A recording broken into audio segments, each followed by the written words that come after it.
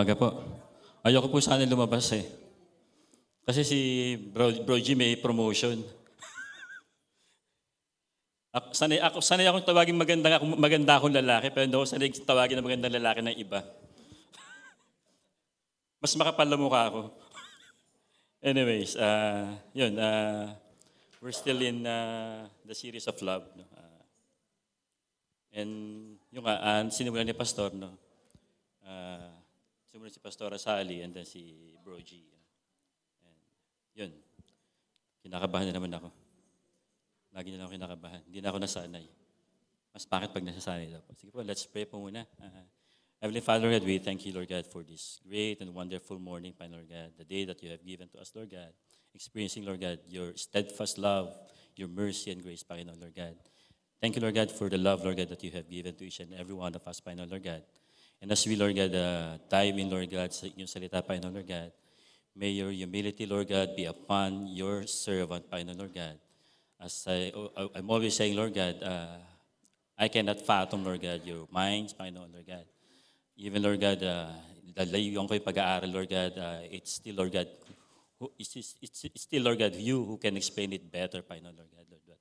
Lord God, with all my incompleteness, Panginoon, Lord God, Lord, kayo po magpuno, Lord God, sa puso ng bawat isa, Panginoon. Lord, maraming salamat, and may this word, Lord God, speak truly to me and to each and every one of us, Panginoon, Lord God, na tunay nga po, Lord God, na itong salita, Lord God, ay siya, Lord God, na gumabay sa amin sa pang-araw-araw na buhay namin, Lord God. In Jesus' name we pray. Amen. Yun nga po, no? So, actually, parang continuation lang nung kay Bro G, no? Hindi pa ko lang yung word abiding, yung remain. No? But sabi nga, when we think of a message about love, the first chapter that we will always remember, marirecall natin, is 1 Corinthians 13. Di po ba? Ito yung sinasabi na, I will not forget this, when I heard it from Ate Marniel, no, na sinabi niya na, sinagot niya si Alex. Hindi niya sasagutin si Alex, so hindi niya makakabisado yung 1 Corinthians 13. At alam niyo naman yung nangyari, syempre mag-asawa na sila. Ibig sabihin, nakabisado niya. Ngayon, itanong natin kay Bro Alex, pag nakita natin siya, kung kabisado niya pa rin. No? Definitely, it is a joy, no? Talaga ma-memorize mo yung word, no? I for myself is having difficulty memorizing His word, no? Yun. So, we are still in the theme of Feb-ibig, no? Sabi ng mga ma-arty uli, no? Gagawa sila ng word Feb-ibig for pag-ibig or for love. More than the romantic love that we usually relate on this month, we have focused to love as essence of God's character and the defining quality of His selfless and life-giving relationship that He offered and keeps on offering to us. Again, He offered and keeps on offering to us. Having said this, may this be a reiteration of what was said in the initial sermon and sort of disclaimer at huwag kayo umasa na pakikiligin kayo ng sermong ito. As what we have experienced in the previous messages, hindi tayo kinilig, but rather we tremble. We trembled knowing the love of God for all of us. That even though we are sinner, He loved us first. Amen? So, okay, umasa nga, papakiligin namin sa nito. No? As Christian and follower of Jesus Christ, we are the receiver of the greatest love that has been provided to the whole world, who believes in the Son of Man, the only begotten Son of God the Father. John 3:16, which is so popular and has been a universal passage among us, truly speaks not only to our hearts, but also to our minds of God's unfathomable love. We cannot understand how great the love, di ba? How great the love, yung pag-ibig ng Panginoon para sa atin. No? That in the beginning of the verse, for God so loved the world. No? For God so loved the world. No? Pag binasa mo yung for God so loved the world at ninamnam mo siya, the only thing na ako sa sarili ko, the only thing that comes or appears in my mind is that the intense and sense. No? You really cannot you really cannot sense no, yung immeasurable love for His created beings like us. That unfathomable and immeasurable love of God pointed me to the words of King David in Psalm chapter 8, verse 4 that says, "What is the mind that you are mindful of him? And the Son of Man that you care for him?" Which somehow repeated in Psalms chapter 144, verse 3. "O Lord, what is man that you regard him? Or the Son of Man that you think of him?" No? Ano ba bang meron tayo at bakit tayo mahal na mahal ng Diyos? Anong nga bang meron ang bawat isa sa atin? At bakit lagi tayo hindi nasa isip, hindi lang nasa isip, kundi nasa puso ng ating Panginoong mahal? No? And we know that unselfishly, the words of that godly love that the Lord mentioned in Genesis 3:15, known for each and every one of us as proto-evangelion. The offspring of a woman, referring to Jesus Christ, was the one who shall bruise Satan's head. This has been made into reality sa pagdating ng kanyang bugtong na anak. 1,000 years has passed, di ba? 1,000 years has passed, dumating si Kristo, no, si Yesu Kristo, and Jesus Christ arrived to this earth as an atoning sacrifice and propitiation for our sins through the cross. As what Apostle John said in 1 John 2:2, He, referring to Jesus, is the propitiation for our sins, and not for ours only, but also for the sins of the whole world. Knowing all these things about God's great love for us, what do you think is the best response that we could give to Him in return? Anong ibabalik natin sa Kanya? No? What would be the best thing to reciprocate the immense love that has been given to each one of us? These are basically the questions that we're going to answer based on the reference passage that we have just read, no? Yung 1 John chapter 4, verses 16 to 21. But let us put first our understanding in one page, no? Yung ano nga ba yung 1 John, no? 1 John is considered to be a general epistle. Wala siyang specific no audience. That's why it was called a general epistle, no? It was written by Apostle John or John the Beloved and was addressed, no, to Christ believers during the time. Very general siya, no? During the time when false prophets and teachers are causing havoc to the church with heretical teachings, particularly the Gnosticism and Docetism. If you will remember, during the first time na diniscuss ni Pastor Jong yung sa series niya, I don't know if that was in the first series or before, no? Pero nabanggit niya rin yung Gnosticism, no? Which comes from the Greek word gnosis, which means knowledge. No? But Gnosticism believes in the doctrine of dualism where spirit is good and matter is evil. As human, we have spirit. Okay? And that is the good aspect of being human. But the thing is, there is the matter, which is our body, and that is the wicked thing. That is the evil thing. So, yun yung Gnosticism. No? Further, Gnosticism believes that there is no relation between spirit and matter. God did not create the world. Man is with his spirit and body. His spirit can come in relationship with God, but is bound in the body, which is evil. However, the biggest heresy that Gnostic proliferates is the denial of deity of Jesus. Ito lang tandaan nyo. Pag Gnosticism, ang sinasabi niya, Jesus is not God. So what is Docetism? Docetism comes from Greek word dokin, to seem. In Tagalog, parang, mala-mala. Ganun siya, di ba? On the other hand, no, in Docetism, while Jesus is not God for Gnosticism, Docetism, on the other hand, is saying that Jesus was not fully human. Hindi siya fully na tao, hindi siya tao, hindi siya nagkatawang tao, no? The manhood of Christ has seemed to be put hardly impossible because Jesus' divinity. It is because of Jesus' divinity. Banal siya, Diyos siya, no? He is fully God and nowhere na pwede siya magkatawang tao. John collectively called them as antichrist and deceivers, no? Sa 1 John 2:18, 2 John chapter 1 verse 7. At tinawag din niya yung mga Gnostics at mga Docetists na liar, mga sinungaling sila. Sa 1 John chapter 2 verse 22 to 23. These two heretical teachings vehemently contradict with the teachings of Jesus Christ and the apostles. I hope you can visualize that this is contradicting to the doctrine that we all believe, that Jesus Christ is fully human, that Jesus Christ is fully God. Okay? While we believe that for by grace you have been saved through faith, and this is not your own doing, it is the gift of God, Gnostic believed that man's salvation could be achieved through the attainment of hidden esoteric knowledge, which is called gnosis, or your knowledge, no? Gnosis in Greek. Titus chapter 3, verse 5 to 6 clearly states, He saved us not because of works done by us in righteousness, but according to His own mercy, by the washing of regeneration and renewal of the Holy Spirit, whom He poured out on us richly through Jesus Christ, our Savior. Definitely, we can straight away observe that there's no repentance. No? There is no asking of forgiveness, which is very vital for a sinner like us. Di ba? Hence, yung sinasabi nito, this was not salvation from sin.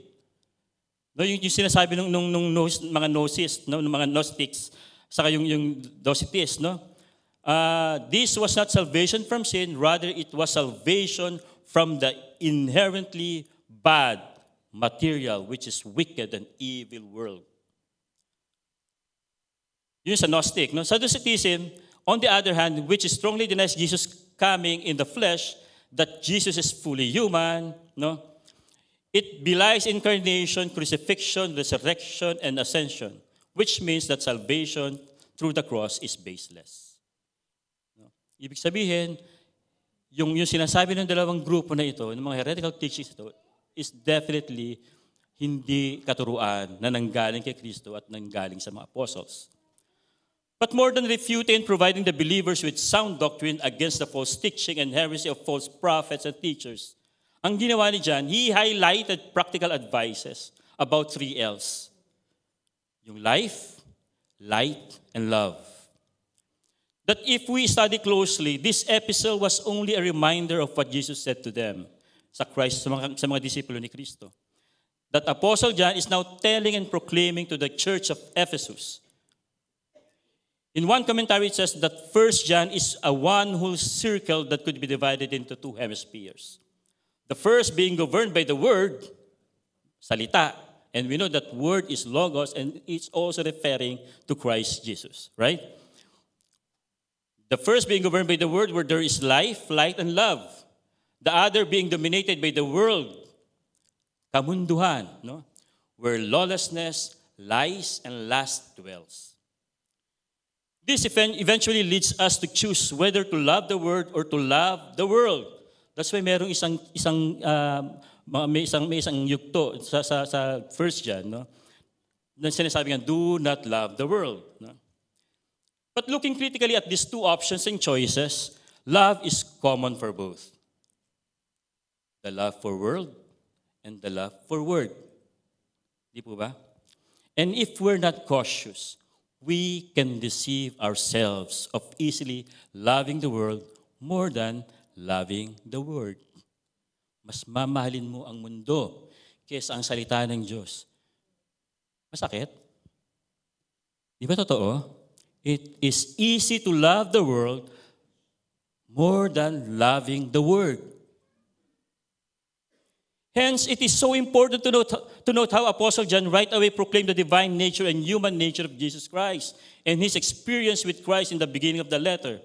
1 John 1, chapter 1, verse 1 to 3, in NLT version, it says, We proclaim to you the one who existed from the beginning, whom we have heard and seen. He is the word of life. The life itself was revealed to us.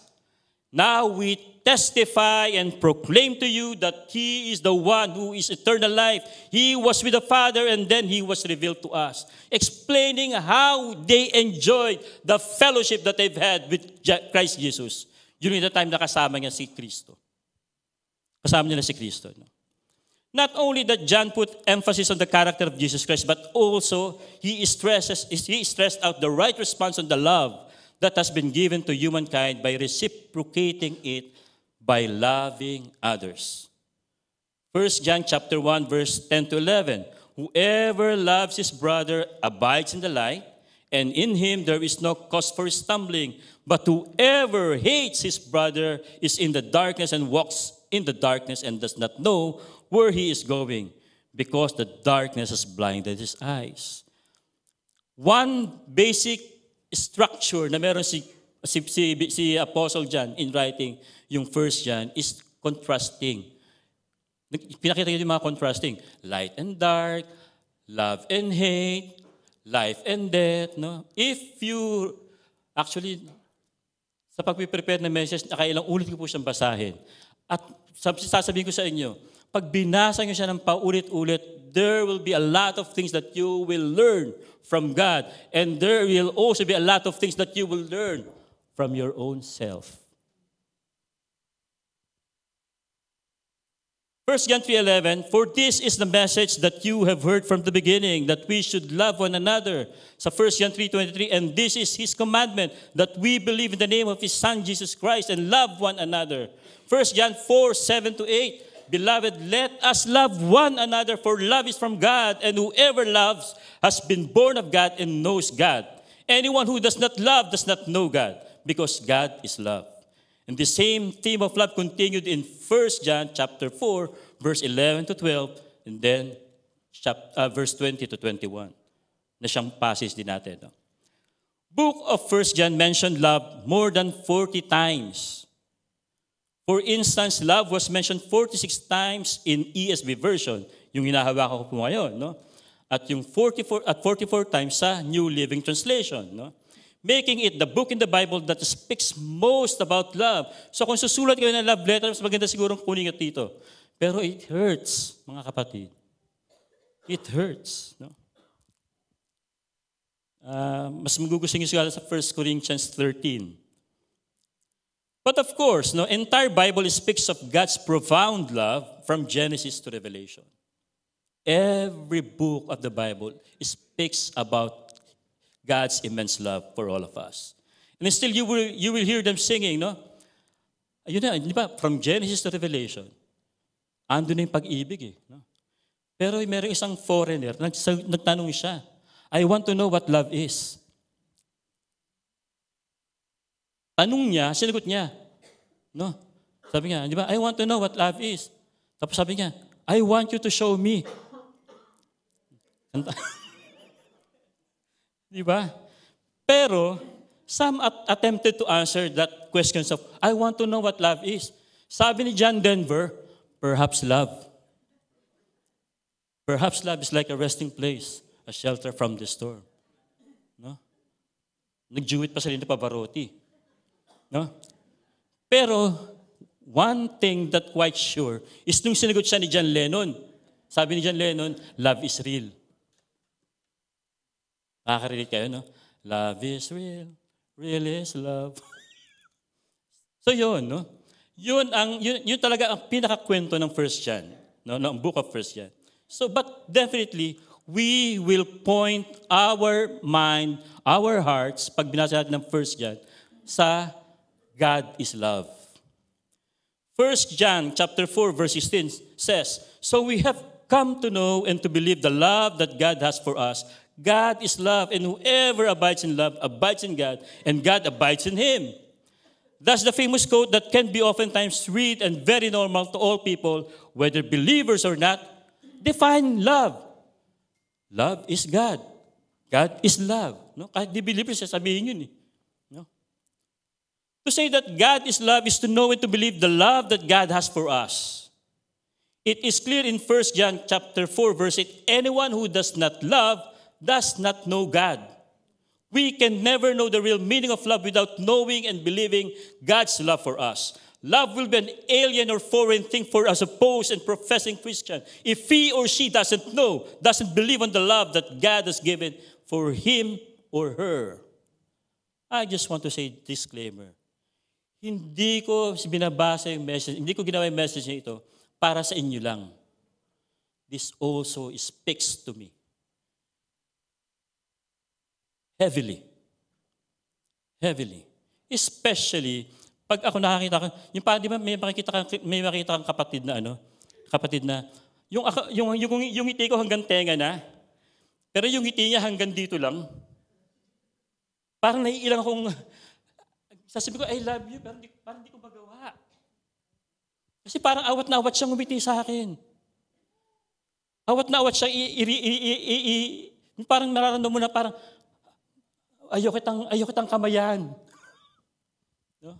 What I'm saying is this. No? What I'm saying is this. We are all guilty of this.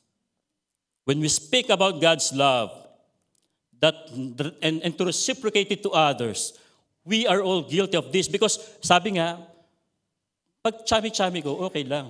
Pero kung hindi kita chami-chami, hindi. Pero for God's sake, we are in one church. Wala ka dapat tinatangi. Kahit naman ako hindi ka tangi-tangi. Pero dapat wala kang tinatangi. Because somehow, it creates a stumbling block doon sa mga totoong nagbibigay ng tunay na pag-ibig sa iyo. Kasi naiilang na siya. Paano ko tayo iibigin? Gusto ko nakangiti na ako eh. Ang ngiti mo hanggang, wala ka pang dimple, kaya may dimple ka sana. Di ba? Anyways, let me ask you a question. Can you stay inside the house without knowing first who owns it or getting the permission of the owners first? Kaya mo yun? Can you do that? Hindi, di ba? I ask this because next to the passage that we've read is, whoever abides in love abides in God and God abides in him. So how do we know that we truly abide in him? It is because of the Spirit that is being given to us. We can read it in 1 John chapter 4, verse 13. By this, marami ka makikitang by this sa sinulat ni John. By this we know that we abide in him and he in us because he has given us of his Spirit. We know that Holy Spirit is given only to those people that are his. God will never give his Spirit to unbelieving person. No way. You will be forever dead. Unless you repent, unless you ask forgiveness, unless you ask Christ as your personal Savior and Lord, then you will receive the Spirit. Okay? We can definitely feel what Apostle Paul in Romans chapter 8, verse 35, no? Who shall separate us from the love of God?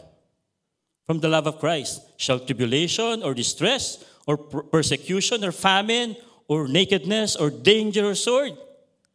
In verse 37-39, sabi doon, no, in all these things we are more than conquerors through him who loved us.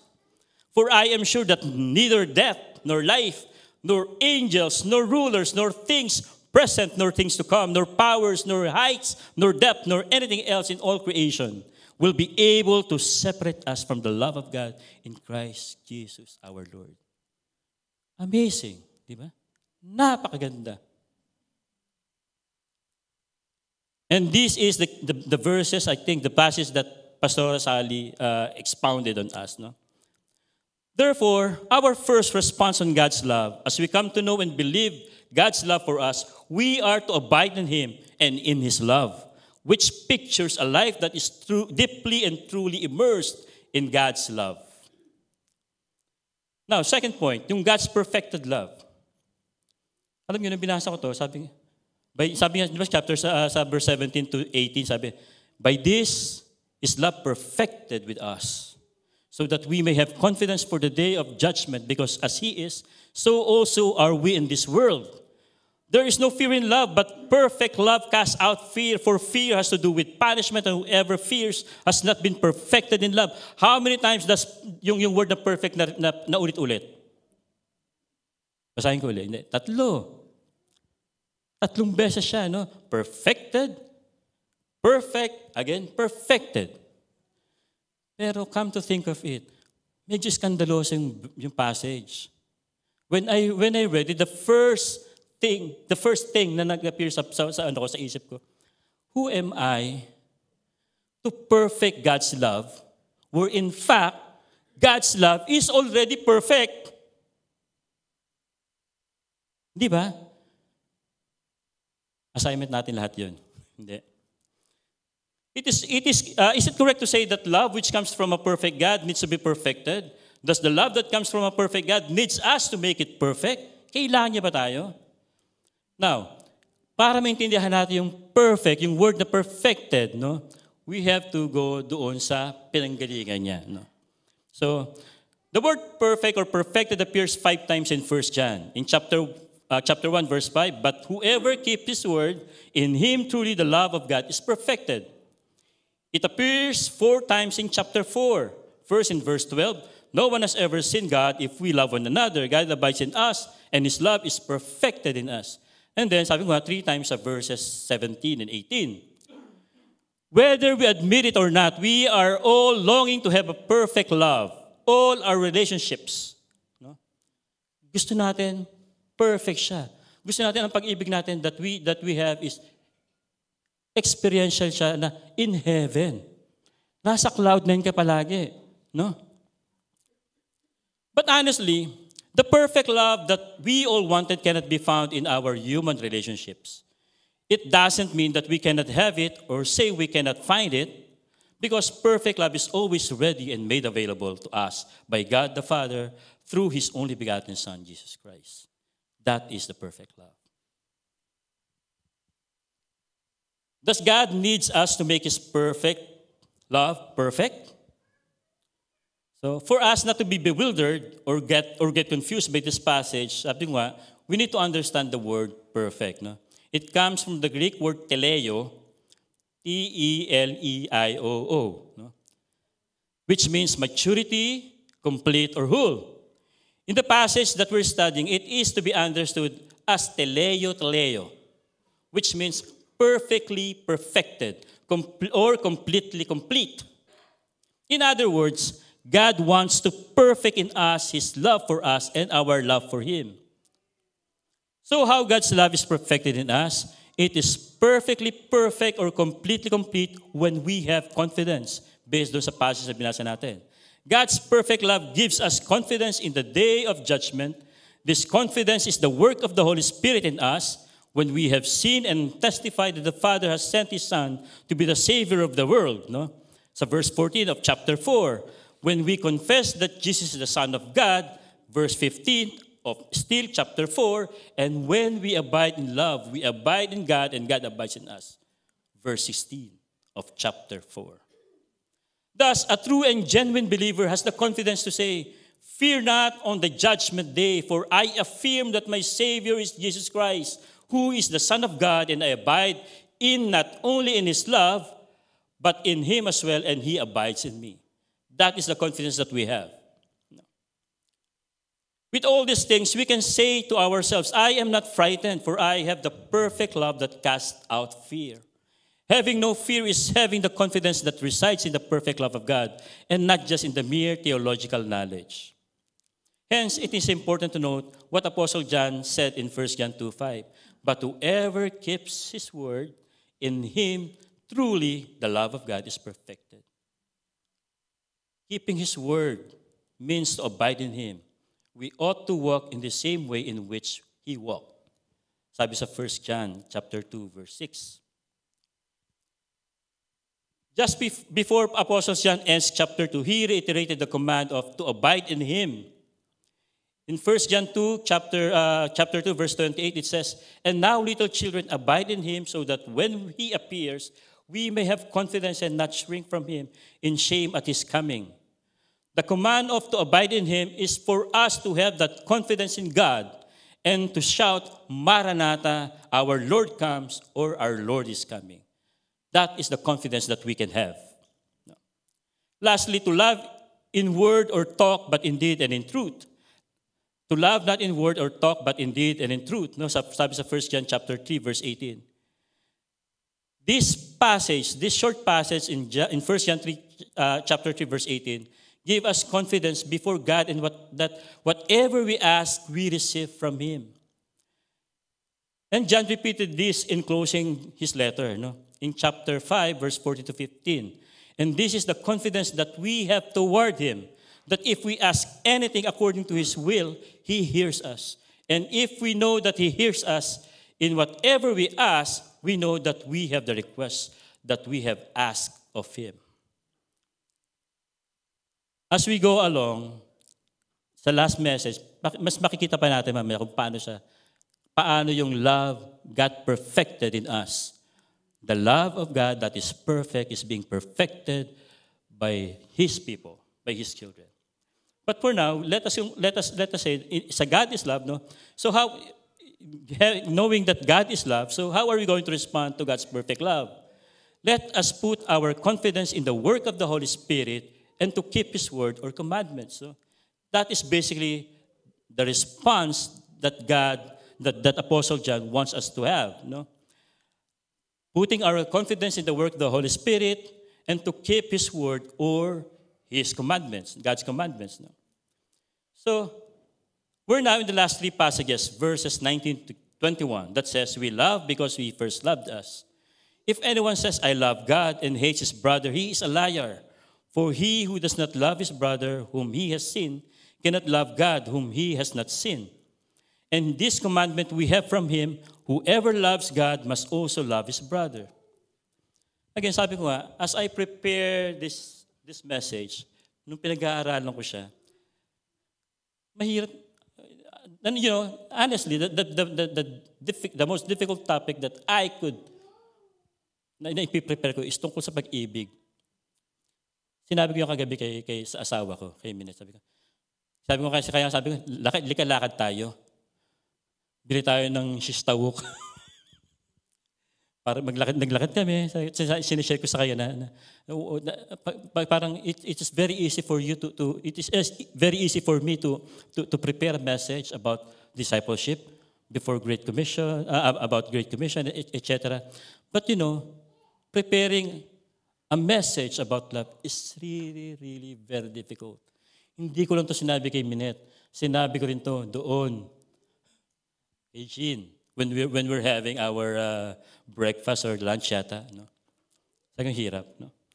I find it difficult to continually process the thought and to encounter and not to encounter interruptions that eventually lead to, teka muna, wait a minute, kaping mainit, no? For just like the majority of us, if not all, hindi lang ako to, for sure kayo rin. We are all guilty and oftentimes verbalize this statement or this word or this sentence. No? Oh Lord, help me to love the unlovable. Di ba? Sino hindi nagsabi nun? Taas ng kamay. Sa mga prayer natin, taas ng kamay. Di ba? We all say this statement one way or the other at one point in our life. No? Now, para matanggal yung konsensya natin, dudugtungan natin yung prayer natin, yung statement na yun na, even me, Lord, is also naman not lovable eh. Di ba? Quits lang. Di ba? But that is not the word says. No? That is not what the word says. Verse 19 is clear in saying, we love because He first loved us. Referring to God's love. Past tense, loved. Minahal niya tayo. When I ponder on this verse, it gave me a clear thought that the love we give to others, even if that person is not lovable or kaibig-ibig, is the love that is coming from the Lord. It is not coming from us. If God has loved us unselfishly, selflessly, unconditionally, why can't we give that love that is coming from God to others? Hindi naman sa'yo yan. Kay Lord yun. At iba naman yan, pagdadamot mo. Yung pag-ibig na binigay sa'yo ng Diyos, di ba? Yung pag-ibig na binigay sa atin ng Diyos. Di ba?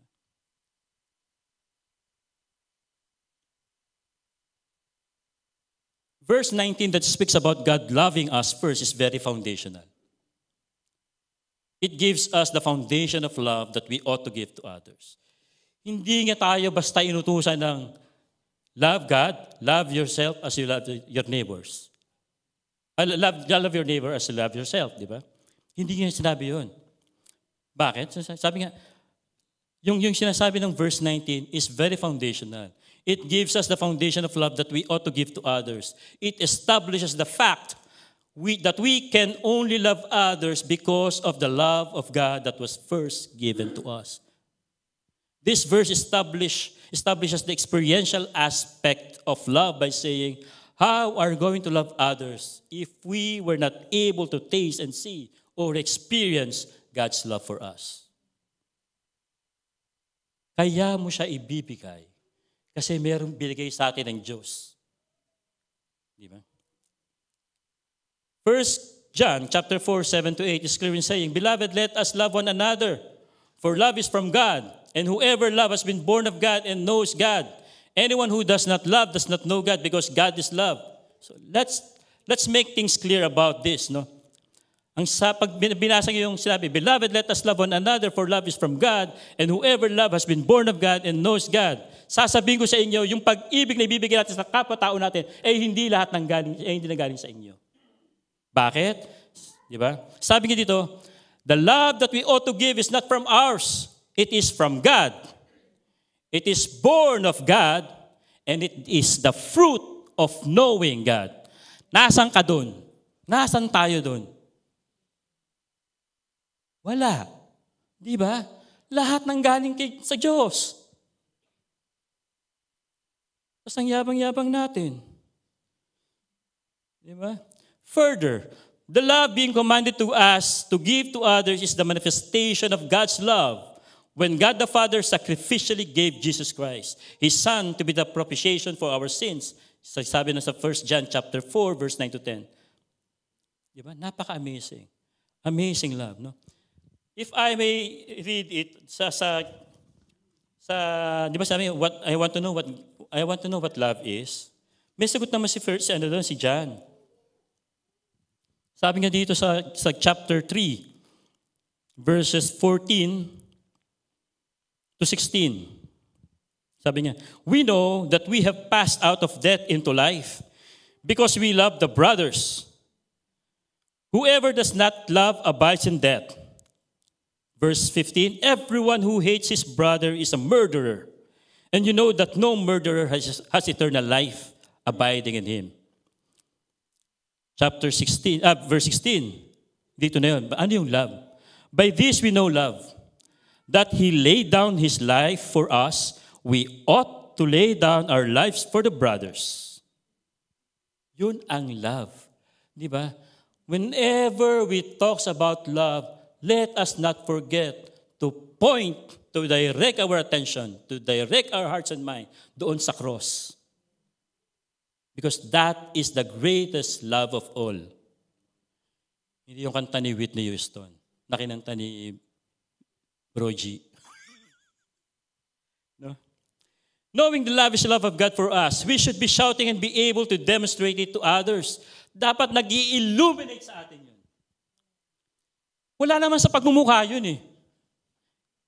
Di ba? Kaibig-ibig ba ako? Kaibig-ibig ba ako? Ang nagmahal lang sa akin, asawa ko. Minsan nga, nanay ko ayaw pa sa akin eh. Mas mahal niya asawa ko eh. Di ba? But of course, no, yung sinasabi natin, the love that we receive from God should illuminate from us. Just like what Mother Teresa said, no? When you know how much God is in love with you, then you can only live your life radiating that love. Or maybe, baka hindi mo lang napagtatanto kung gaano ka kamahal ng Diyos. Kahit ganito ang itsura ko. O kahit ganyan kayo ang itsura nyo. Diba? Maybe we should try to ponder things about God's amazing love for all of us, for each one of us. No? Let us differentiate the love that God is asking for us believers, no? Yung bibigay natin sa iba, no? At ibibigay natin sa mga believers, no? Ibibigay din natin sa mga non-believers, no? So, di ba, dalawang klase kasi, pag-ibig, love is not exclusive for believers. Hello? Di ba? Kahit nga si Satanas, sasabihin niya, I love you all. Eh. Si Satanas yun. Di ba? So, huwag niyong sabihin, akin lang ang pag-ibig. Di ba? Ang pag-ibig ay hindi exclusive para sa atin. ang love can also be expressed and experienced by those people who doesn't know Christ. At kaya nga ibigay yun sa ibang tao. Each one can love based on his or her emotions and feelings, but we are sure of this. Non-believers will still fail and will be doomed to hell, for they don't have Jesus Christ in their lives. That's the big difference. Yung pagmamahal na ibinibigay ng Kristiyano dahil alam niya na yung pagmamahal na yun ay nagagaling sa Diyos, ay kakaiba sa pagmamahal na ibinibigay ng hindi nakakilala sa Diyos. Dahil ang binibigay niya ay out of his feelings, out of his emotions. Na-carried away lang ako. I love you. Apostle John was deeply concerned about the genuineness and truthfulness of Christians. That's probably the reason why he repeatedly mentioned the word, the phrase, if we say. Whoever says, if anyone says, no, in order for them to examine themselves with respect for 4 areas such as doctrinal test, how they think about Jesus Christ. Second test is spiritual test. Do you possess the Holy Spirit from God? No? Third test, yung moral test. Are you living rightly before God? Now, lastly, the social test, which lahat tayo guilty ulit. No? Do we love others as we love ourselves? And on how we love Christ. Having that foundation of love from God, as stated in verse 19, the command that was given to us in verse 20 to 21 is not burdensome and will no longer be burdensome. I hope by this time, alam na natin kung saan manggagaling yung pag-ibig na ibibigay natin. Hindi siya sa atin. Galing siya kay Lord. Sabi ni John sa 1 John chapter 5 verse 3, for this is the love of God that we keep His commandments, and His commandments are not burdensome. Kasi alam mong galing nyo kay Jesus Christ. No? Apostle John also wanted to convey to his readers the fact that love is not an abstract concept, but rather an outworking of the believer's faith in ordinary interaction with fellow believers and all people in general. Love is not simply a noun. Sabi nga ng iba. Love is a verb. Being a verb, dapat siya ay, ano ang verb? Action word. It corresponds, action. Further, we can also say that verse 20 to 21 is just a reiteration of what Jesus said in Matthew 22, chapter 22, verse 37 to 38.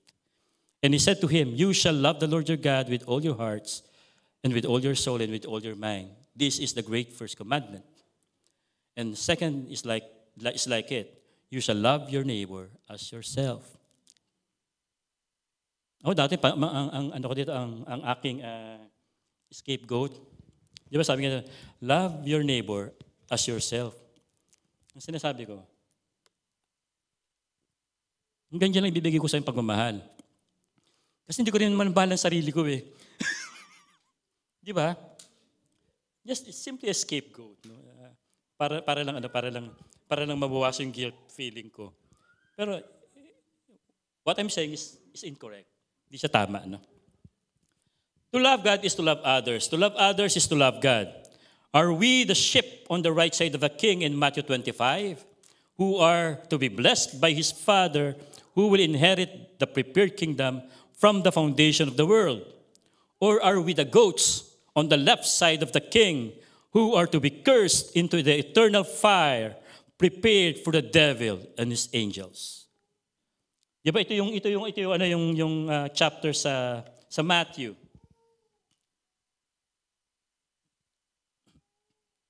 Basahin natin sa Matthew 25.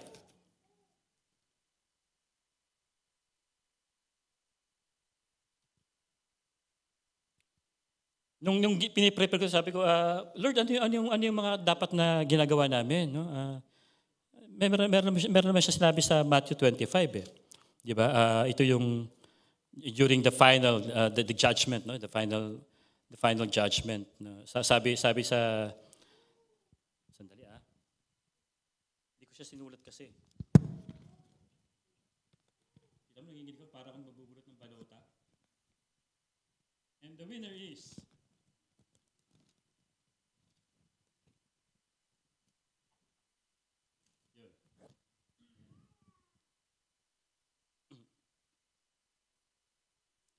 Sabi dito, sabi sa Matthew 25,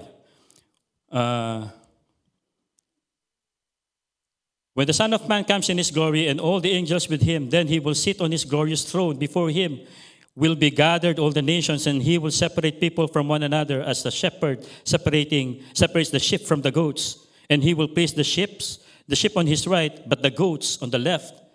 Then the king will say to those on his right, come, you who are blessed by my Father, inherit the kingdom prepared for you from the foundation of the world.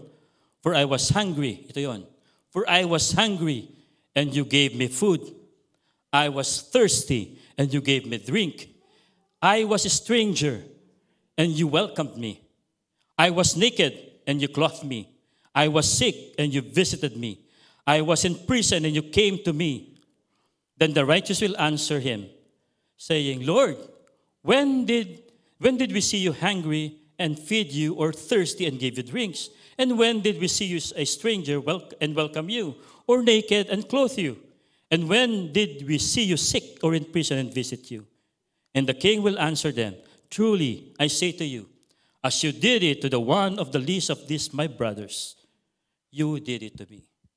The things that we are doing to the least brothers ay ginagawa rin natin sa ating Panginoon.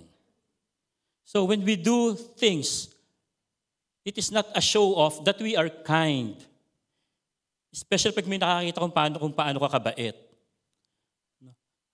Minsan, mas maganda yung hindi wala nakakaalam mabait ka. No? Pero hindi rin ito tama yun. No? Yung parang you demonstrate it to others. The Bible is direct to the point kung paano natin gagawin yun. Kung paano natin mamahalin ang ating mga kapwa-tao, ang ating mga fellow believers. No? But let us not misconstrue that the love we showed and gave to others is the thing that will save us. Let us put this in the proper theological context, in the proper doctrinal context, kung bakit tayo gumagawa ng kabutihan. Dahil hindi ito ang makapagliligtas sa atin.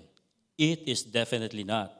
The love for others that God commanded to us believers is the byproduct of our active and living faith demonstrated by love, by loving the least or marginalized people. It is the faith that James mentioned in chapter 2, verse 14 to 20. Faith that works and not the faith that is useless due to the lack of corresponding actions. The faith that truly saves is a faith that demonstrates works of service. 1 John chapter 2, verse 18, it says, little children, let us not love in word or talk, but in deed and in truth. Jesus Christ has this parable about a friend of a friend and having that much concern for a friend. Gulo, no? Gusto ko kayo malito. Sa Luke 11, we usually hear this parable, no? Yung pengi kami 3 loaves ng tinapay. Di ba? Alam niyo na yun, di ba? Yung nang kakatok siya, dumating yung kaibigan niya, at yung kaibigan niya, yung kaibigan na pinuntahan, walang-wala. So ang ginawa niya, pumunta siya sa yung kaibigan niya, kinatok niya, para siya bigyan ng tinapay. Di ba? So sabi nga, we can read this in Luke chapter 11, verse 5 to 10. Though it talks about boldness in prayer, we can also see here the deep concern of a friend who doesn't have bread to offer for his friend. That's why he went to another friend and boldly, with imprudence, parang bastos na, no? With shameless audacity, ang kapal na mukha, just for asking the 3 loaves, asking a 3 loaves of bread, hindi para sa kanya, kundi para sa kaibigan niyang bumisita sa kanya. Kaya siya bisita. Kasi wala siya bigay. No? So in one commentary it says, one may be a spiritual dwarf because one lacks love. One may know the word, may never miss a service like this, may pray fervently, and may demonstrate gifts of the Spirit. Yet in it all, the one may be like Cain, offering to God the fruit of his hand and not the fruit of the Spirit. Which means, we are really to practice genuine love and not superficial love. Because if not, just like Cain, yung kapatid ni Abel, we are just offering something out of our hands and not of our hearts. Especially pag mayaman ka. Pag nagbigay ka ng donasyon, nagbigay ka ng tulong, pag mayaman ka, hindi yan kukurot sa puso mo. Hindi yan magmamarka sa bulsa mo. Kasi mayaman ka eh. Di ba? Nakatingin ako sa mayaman. Nakasalamin siya. si Joy. No, I'm not referring to Joy. I'm not referring to Joy.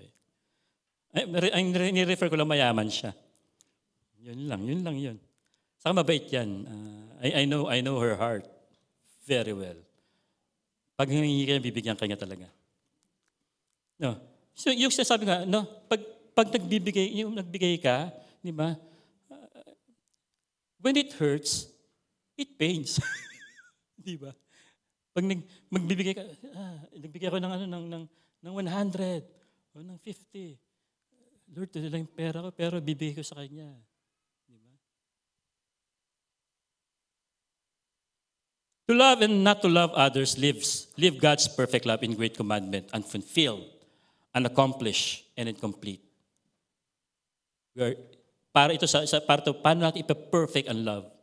How are we going to abide in God's perfect love and that God's perfect love get perfected in us? No. May narinig ako na sermon, sabi niya, yung love that the Father has the Father has sa kanyang anak, sa Son at sa Holy Spirit, hindi yan, it is a harmonious love, which is true naman. Kasi it is a perfect love. It is a perfect love, which means na hindi sila pwede magkamali, di ba? Wala. No? Now, nagiging sacrificial ang love. Sabi nung isang komentary, nagiging sacrificial ang love dahil yung love na nanggagaling sa Ama, sa Anak, at sa Espiritu Santo, pag ibinigay na ito doon sa mga katulad natin na whether na darating sa point na tatanggihan mo pa, no? Or hindi mo tatanggapin, or yung iba tatanggapin naman. Pero what I'm saying is that nagiging sacrificial siya kasi there will come a time na hindi siya tatanggapin nung pinagbibigyan mo. And that becomes sacrificial. No? But the thing is, the perfect love that happens between the Father, the Son, and the Holy Spirit, the harmonious love relationship that they have, got perfected ang pag-ibig, yung sacrificial love na binigay ni Christ sa mga tao at yung pinagbigyan ng pag-ibig ng sacrificial love na yun, iniibigay niya sa ibang tao, that manifest perfected love of God's perfect love. Again, to love God, yun yung sabi ng Pero nung pinag-aaralan ko siya, padaliin na lang natin siya. Padaliin natin siya, maintindihan. No? Sabi ko nga, to love and not to love others, live God's perfect love in great commandment, unfulfilled, unaccomplished, and incomplete. Therefore, to make God's perfect love perfectly perfected and completely complete, we should fully take our part in obeying not just the first commandment of loving God, but also the second commandment of loving others. Complete, perfect. Completely complete, perfectly perfected. No? That in that way, we lack nothing in fulfilling the great commandment of of love. Mas madali siya intindihan, di ba? Dalawang component ang Great Commandments. Ang Great Commandments, di ba? Love thy God, di ba? Love your neighbor. Pag doon ka lang sa love your God, kumpleto ba siya? Hindi. Bakit? Dalawa yung utos eh. Love your neighbor. So, although God's love is perfect, minahal mo ang Diyos, hindi mo minahal ang kapitbahay mo, ang kapwa mo, it's still not complete. Still not fulfilled. Still not finished. In conclusion, as we abide in God's perfect love, we are to play an important role as Christ's followers. That is to abide in Him and His love and deeply or truly immerse ourselves in God's love. That we are to put our confidence in the work of the Holy Spirit and to keep His word or commandments. And lastly, to reciprocate the love of God given to us, not only by loving God, but also by loving others. For only through this, that we can say that God's perfect love has been completed, fulfilled, perfected, and finished. Let's pray. Heavenly Father, God, we thank you, Lord God. Lord, as I have said, Lord God, we really, Lord God, cannot fathom, Lord God, your love, the love that you're giving to us. But thank you, Lord God, for your word, Panginoon, Lord God. But somehow, Lord God, we were able to grasp, Panginoon, Lord God, yung kung gaano kami kamahal, Panginoon, Lord God. And we are so thankful, Lord God, for giving us a part, Lord God, to play, Lord God, sa God's perfect love, in your perfect love, Panginoon, Lord God. And that is for us to fulfill the second commandment, Lord God, of loving others, Lord God. Lord, I pray, Lord God, that we will never fail you, Lord God, in our journey, Lord God, of knowing you, in knowing your Son, Jesus Christ, and in allowing, Lord God, the Holy Spirit, Lord God, to dwell us, Panginoon. Lord, I pray, Lord God, that we will continue, Lord God, to have this message, Lord God, in our hearts, not only in our minds, Lord God, that truly, Panginoon, Lord God, we are not just a professing Christians, but really, Lord God, a truly saved, a genuinely saved Christians who will, Lord God, abide in your in your perfect love, Panginoon. Lord, maraming salamat, Lord God. In Jesus' name we pray. Amen.